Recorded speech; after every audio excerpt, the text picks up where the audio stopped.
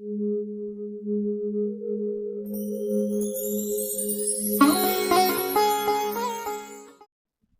शिवाय। मैं हरा प्रियसी आप सभी शिव भक्तों को सादर प्रणाम करती हूँ। ईश्वर गीता पहला अध्याय।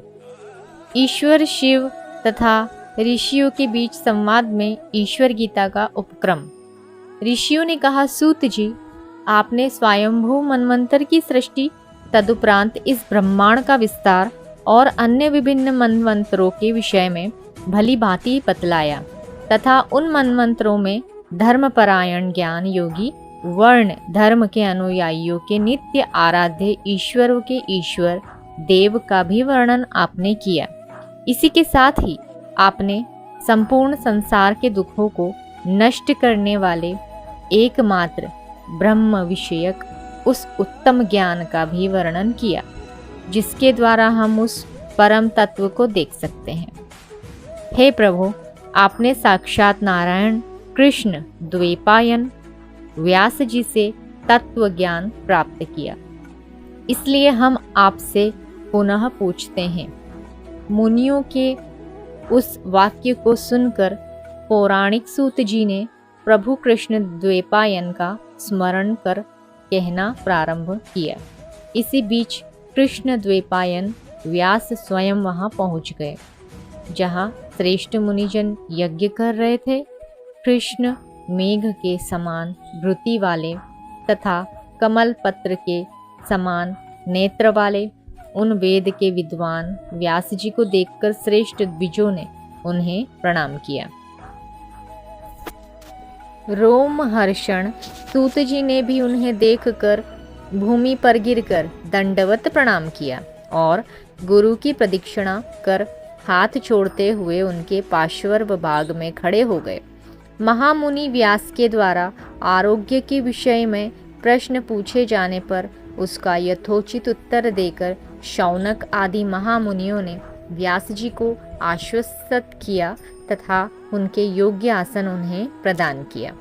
तदनंतर पराशर जी के पुत्र प्रभु व्यास जी ने उनसे पूछा, क्या आप लोगों के तप, स्वाध्याय तथा श्रवण किए गए वेदादि की हानि तो नहीं हो रही है? तब उन सूत जी ने अपने गुरु महामुनि व्यास को प्रणाम कर कहा, आप ब्रह्म विषयक ज्ञान मुनियों को बतलाइए। ये मुनि शांत, तपस्वी तथा धर्मपरायण हैं। इन्हें सुनने की इच्छा है। आप कृपया यथार्थ रूप से ब्रह्म विषयक सर्वोच्च ज्ञान का उपदेश करें।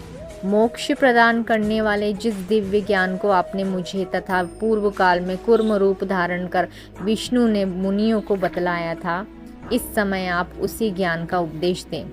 सूत के इस वचन को सुनकर सत्यवती के पुत्र मुनि व्यास ने रुद्र को मस्तक द्वारा प्रणाम कर सुखदायक वचन कहा। व्यास जी बोले, प्राचीन काल में सनत कुमार आदि प्रमुख योगीश्वरों द्वारा पूछने पर स्वयं प्रभु महादेव ने जो कहा था उसी को मैं पुनः कहता हूँ। सनत कुमार सनक, सनंदन, अंगीरा, रुद्र सहित परम धर्मज्ञ भृगु, कणाद, कपिल, योगी, महामुनि, वामदेव, शुक्र तथा भगवान वशिष्ठ, इन सभी संयमित चित्त वाले मुनियों ने संशयान्वित होने पर परस्पर परामर्श करके पवित्र बद्रिकाश्रम में घोर तप किया। तब उन लोगों ने आदि और अंत से रहित धर्मपुत्र महायोगी पवित्र नारायण नामक ऋषि का नर के साथ दर्शन किया। उन भक्ति संपन्न योगियों ने वेदों में वर्णित विविध स्तोत्रों द्वारा स्तुति की। उन श्रेष्ठ योगी को प्रणाम किया। सर्वज्ञ भगवान नारायण ने उनके अभिष्ट को जानकर पुनः गंभीर वाणी में उनसे पूछा कि आप लोग किस प्रयोजन से तपस्या कर रहे हैं। मित्रों, अब इसका दूसरा पार्ट हम दूसरे वीडियो में बतलाएंगे। धन्यवाद। शिव शिव। वीडियो अगर अच्छी लगी हो तो वीडियो को लाइक और शेयर कर दीजिएगा। Thank you.